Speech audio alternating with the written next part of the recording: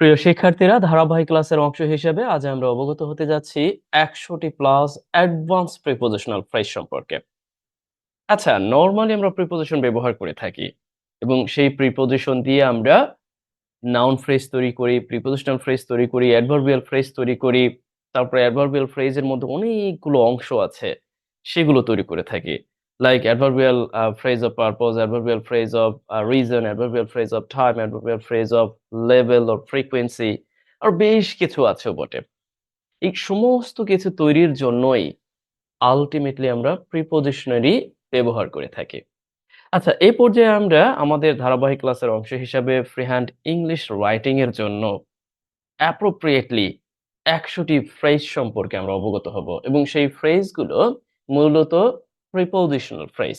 এবং আপনি বাক্যের প্রয়োজনে যখনই কথা বলবেন, যখনই লেখালেখি করতে যাবেন, আপনার প্রধান কাজ হবে এই ১০০টি প্রিপোজিশনাল ফ্রেজ দিয়ে আপনি ফ্রেজ তৈরি করবেন। মানে বাক্যের পূর্ণতা দিবেন। চলুন আমরা এই পর্যায়ে কাজ করতে পারি। সরাসরি আমরা ল্যাপটপের স্ক্রিনে আমাদের পিডিএফ ফাইলে চলে যেতে পারি। এখানে সুন্দরভাবে সাজানো আছে। লক্ষ্য করুন, এখানে বলা আছে ১০০ প্লাস অ্যাডভান্স প্রিপোজিশনাল ফ্রেজ। সুন্দরভাবে এখানে আ একদিকে ফ্রেজ, আরেকদিকে বাংলা অর্থ এবং ছোট্ট, ছোট্ট বাক্য। ছোট, ছোট বাক্য এইজন্য রেখেছি যাতে করে অন্ততপক্ষে আপনি প্র্যাকটিক্যালি সাথে, সাথে দেখে নিতে পারেন এবং আপনার প্রয়োজনে আপনি ব্যবহার করতে পারেন। সমজাতীয় আ প্রিপোজিশনাল ফ্রেজ গুলো এক জায়গায় রাখা হয়েছে। যেমন লক্ষ্য করুন, সত্ত্বেও অর্থ দিতে আমরা যখন প্রিপোজিশনাল ফ্রেজ তৈরি করব তখন despite অথবা in spite of ব্যবহার করতে পারি। ছোট, ছোট করে ২ টো বাক্যও দেওয়া আছে। despite the rain, এখানে দেখুন আমরা সাধারণত আর যাই করি না কেন, প্রিপোজিশন বলেন বা প্রিপোজিশনাল ফ্রেজ বলেন, স্বতন্ত্রভাবে যেগুলো আমরা ব্যবহার করে থাকি to make a prepositional phrase, এমন তো অবস্থায় সেটা নাউন অথবা নাউন ফ্রেজের পূর্বেই বসবে। দেখুন, এই যে বৃষ্টি হওয়া সত্ত্বেও we went out, আমরা বাইরে গিয়েছিলাম। আবারও একই অর্থ প্রদানে আমরা in spite of ও ব্যবহার করতে পারি। in spite of, in spite of his illness, তার অসুস্থতা থাকা সত্ত্বেও and we work hard, সে কঠোর পরিশ্রম করেছিলেন। At the same way here we see an instead of, পরিবর্তে, এর পরিবর্তে। দেখুন এখানে কিন্তু instead of বসেছে, তারপরে একটা প্রাসঙ্গিক নাউন যে চায়ের পরিবর্তে আমি কফি পান করেছিলাম। In lieu of, এটাও পরিবর্তে।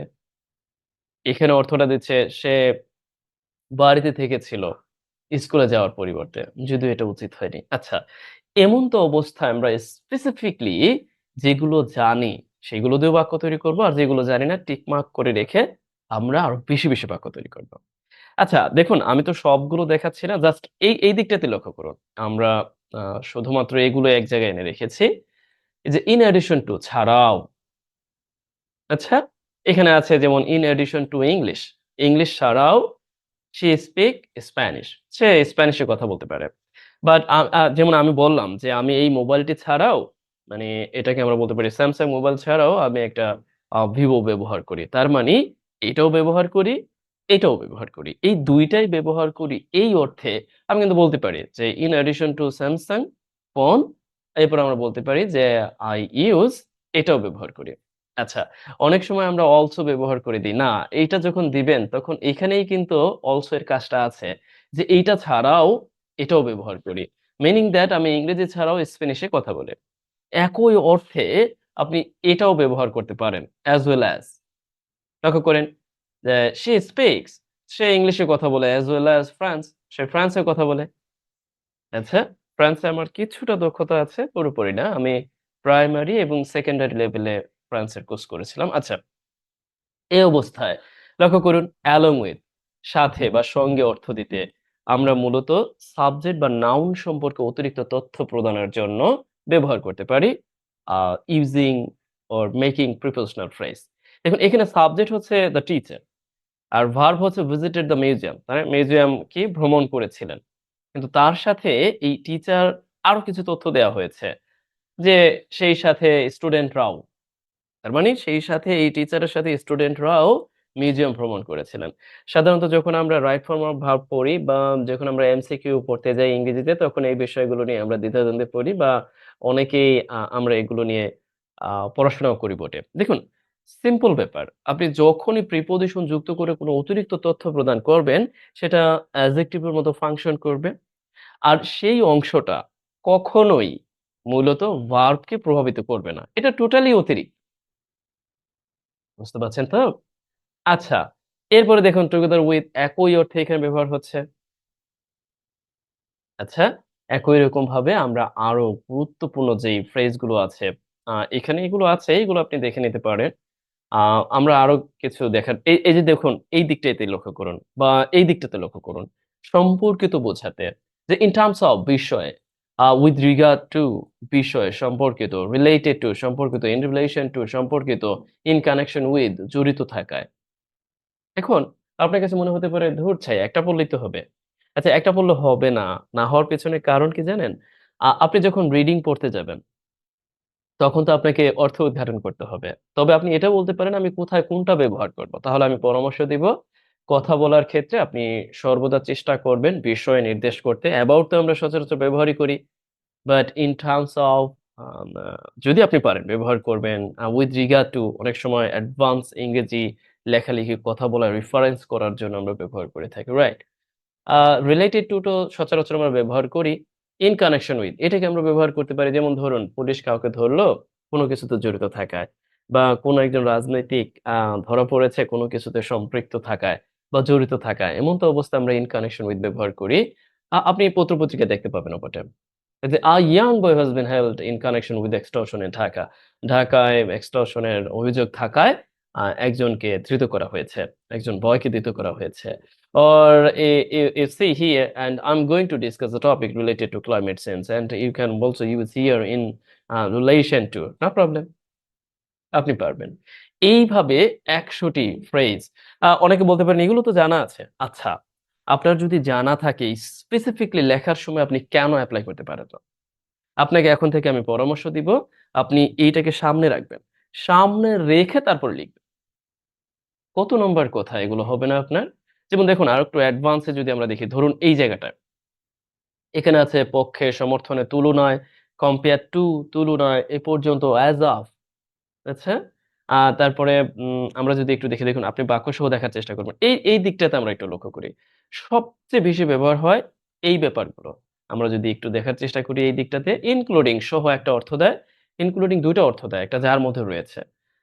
মানে এরকমভাবে আমি বললাম যে আমি মূলত ইংরেজি বইসহ অন্যান্য বইগুলো আমার টেবিলের উপর গুছিয়ে রেখেছি। আচ্ছা, এমন তো অবস্থায় আমি বইগুলো বলবো ইনক্লুডিং দিয়ে ইংলিশ লিখে দিব। আবার এখানে দেখুন মেনি স্টুডেন্ট, অনেক স্টুডেন্ট এখানে লেখা আছে ইনক্লুডিং 3 গার্লস ৩ জন মেয়ে সহ। তার মানে আমরা ইনক্লুডিং দিয়ে সহ অর্থ প্রকাশে দিতে পারি। যেমন ধরুন আ বর্তমানে we know well the with tension escalating in the Middle East countries and that is why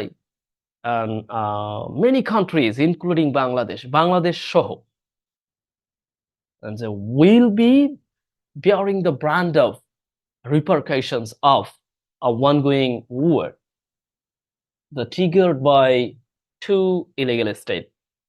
আচ্ছা আমরা জানি ওইদিকে আর আমরা না যাচ্ছি। তার মানে এই যে আমি যদি রিয়ালিস্টিকলি চিন্তা করতে পারি, মানে ইনক্লুডিং কে যদি আপনি ব্যবহার করতে পারেন যে বাংলাদেশ সহ অন্যান্য দেশগুলো এই সমস্যার সম্মুখীন হচ্ছে, ফেস করছে, that will be more conducive to you. আপনি চিন্তাও করতে পারবেন না যে কতটা কার্যকর এই ব্যাপারগুলো। আপনার লেখা লিখতে দারুণভাবে কার্যকর হবে। যার মধ্যে রয়েছে দেখুন, আপনি কিন্তু বলতেই পারেন। আপনি সিম্পলি একটা বাক্য তৈরি করতে পারেন এরকমভাবে। এই যে আও আ due to ongoing war between two major countries না আমরা বলতে পারি যে আ ইরান একটা পদ প আ পক্ষ আর হচ্ছে ওয়েস্টার্ন কান্ট্রি সব একটা পক্ষ। যদিও সবাই জড়িত না তারপরেও সবাই সমর্থন জুগিয়েছে ওই ২ টি দেশকে। একটা অবৈধ দেশকে সবাই সমর্থন জুগিয়েছে। সেই হিসাবে আমরা বলতে পারি যে ২ টা পক্ষ এখানে। আচ্ছা এমন তো অবস্থায় আপনি কিন্তু বলতেই পারেন যে এই যুদ্ধের কারণে বাংলাদেশ আ মানে যার মধ্যে আমরা এর মধ্যে অনেক দেশ যার মধ্যে রয়েছে মানে আপনি বললেন যে অনেক দেশ যার মধ্যে রয়েছে Bangladesh, India, Pakistan, Sri Lanka, Philippines already জরুরি অবস্থাও জারি করেছে বটে। তো এমন তো অবস্থায় আপনি কি করতে পারেন? ইনক্লুডিং ব্যবহার করে দিতে পারেন। তবে হ্যাঁ, আপনি এই অবস্থায় সাস ও ব্যবহার করতে পারেন। আচ্ছা? সাস অ্যাজ আপনি বলে দিতে পারেন বাংলাদেশ, ইন্ডিয়া, পাকিস্তান, শ্রীলঙ্কা, যদিও শ্রীলঙ্কা হ্যাঁ, শ্রীলঙ্কাও আছে বটে। তারপরে আরো বেশ কিছু দেশও আছে। এখন এভাবে কিন্তু আপনি বাক্য তৈরি করে দিতে পারেন। এক্সক্লুডিং এটা ছাড়া অর্থ দিচ্ছে। দেখুন এখানে বিল ইস ৳500 এক্সক্লুডিং ভ্যাট। আপনি যদি এই এক্সক্লুডিং এর জায়গায় ইনক্লুডিং দেন তাহলে ভ্যাট সহ, আর এক্সক্লুডিং মানে হচ্ছে ভ্যাট ছাড়া। দারুণ না? আপনি কিন্তু চাইলেই কথা বলেও লেখালেখি মানে লেখালেখিতেও এটা বলতে পারেন, কথা বলেও ব্যবহার করতে পারেন। আচ্ছা, এই যে ইনক্লুডিং অথবা সাসেস এর মতো করেই অর্থ দিচ্ছে ফর এক্সাম্পল, ফর ইনস্ট্যান্স উদাহরণস্বরূপ।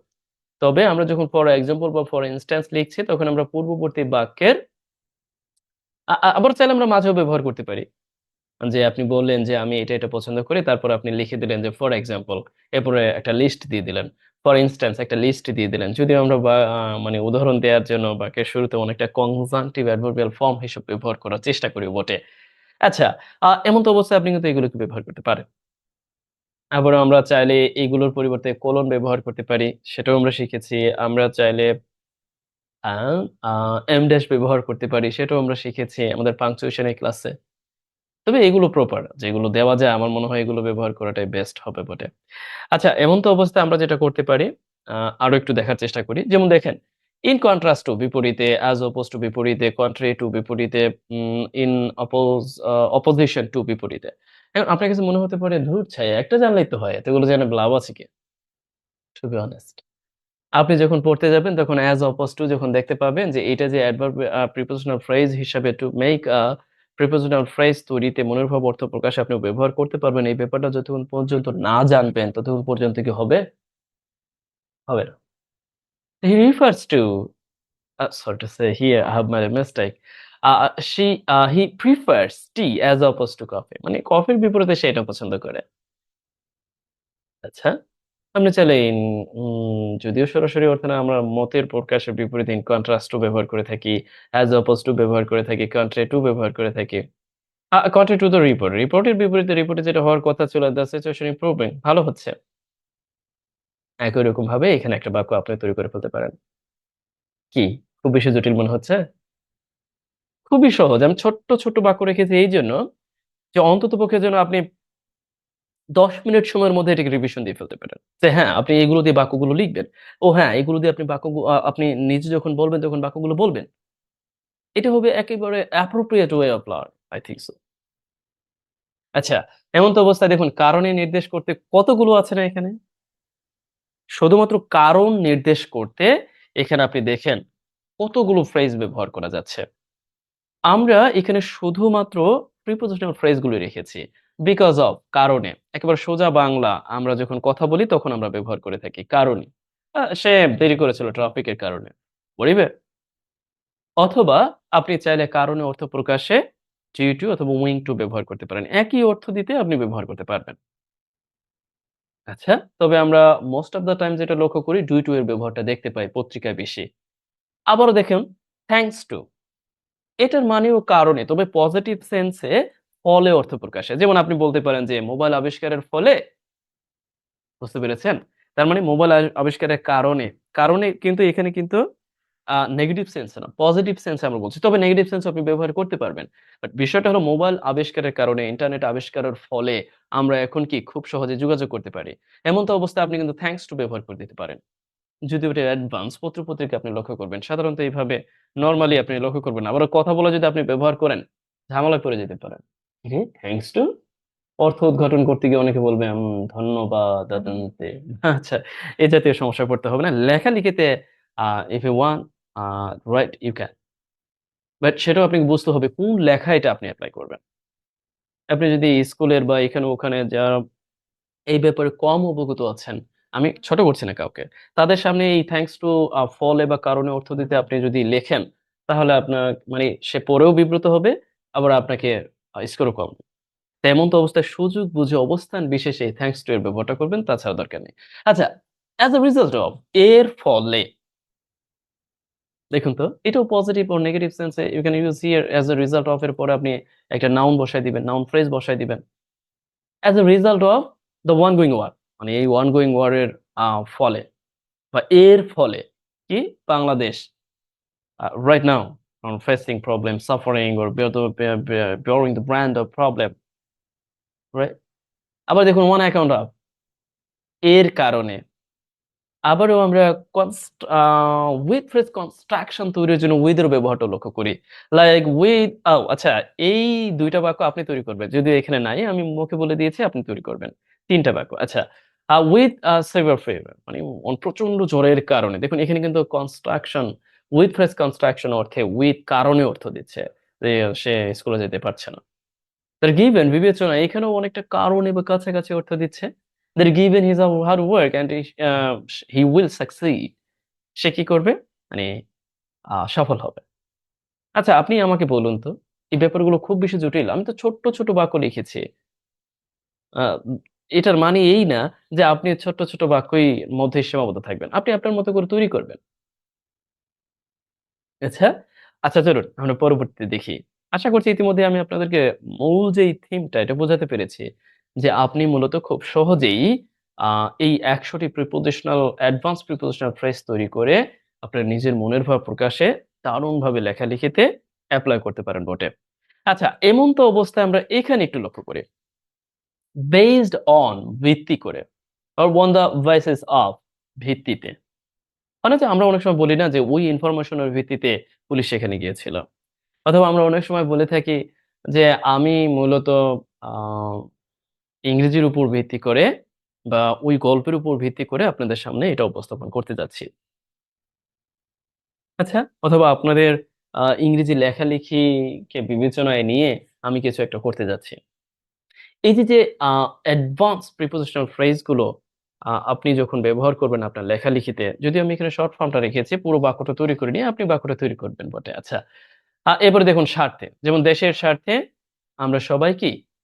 একতাবদ্ধ। যদিও না। কারণ দেশের স্বার্থেই তো আমাদের সবার ভালোভাবে চলার উচিত ছিল। যদিও আমরা চলি না।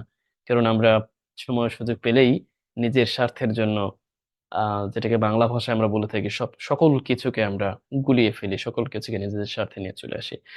in my opinion or in my view আমার দৃষ্টিতে এদের দৃষ্টিতে or in the light of আলোকে, হয় না? যে শিক্ষার আলোকে ওর অনেক সময় আমরা লক্ষ্য করি যে ওই বিষয়টির আলোকে রাইট? আমরা কিন্তু নিজেদের প্রয়োজনে এই জাতীয় বাক্যগুলোকেও তৈরি করতে পারি। আচ্ছা এখানে খুব সুন্দরভাবে সাজানো আছে। আপনি এই সবগুলোকে ধাপে, ধাপে ১১২ টির মতো আছে। ধাপে, ধাপে দেখে নিবেন। যখন পিডিএফ ফাইলটি আপনার কাছে থাকবে আপনি অবশ্যই মূলত তাড়াহুড়োর কারণে আমি এখানে আপনাদের জন্য বাড়ির কাজটা রাখতে পারিনি। তবে পিডিএফ ফাইলটি আপনি যখন পাবেন তখন বাড়ির কাজ পাবেন। আশা করছি বাড়ির কাজগুলো নির্ধারিত গ্রুপে সঠিক সময়ে জমা দিয়ে আপনি আপনার যেই প্র্যাকটিস সেটা সম্পূর্ণ করবেন। তবে আমি আশাবাদী যে আপনারা সবাই অন্ততপক্ষে এই বিষয়টাকে দারুণভাবে এনজয় করেছেন বটে। আচ্ছা, এরপরেও যদি কারো কোনো প্রশ্ন থাকে বা আ অন্য যেগুলো আপনি দেখাই দেন না সেগুলো একটু দেখাই দিবেন। তাহলে আমাদের রেগুলার ক্লাসে অংশগ্রহণ করে আপনি অবগত করবেন। আজ তাহলে এই পর্যন্তই। আশা করছি আপনি দারুণভাবে বুঝতে পেরেছেন। আমরা আরো কয়েকটি ক্লাসও এখানে যুক্ত করে দিতে পারি। সেটা ডিপেন্ড করে পরিস্থিতি, আপনাদের প্রশ্ন আছে কিনা বা প্র্যাকটিক্যাল কোনো সেশন আছে কিনা এই বিষয়ের উপর। তাহলে আজ এই পর্যন্তই। ভালো থাকুন, সুস্থ থাকুন। অপরকে অবগত করুন যে, "Yes, you are getting something at least from watching my videos."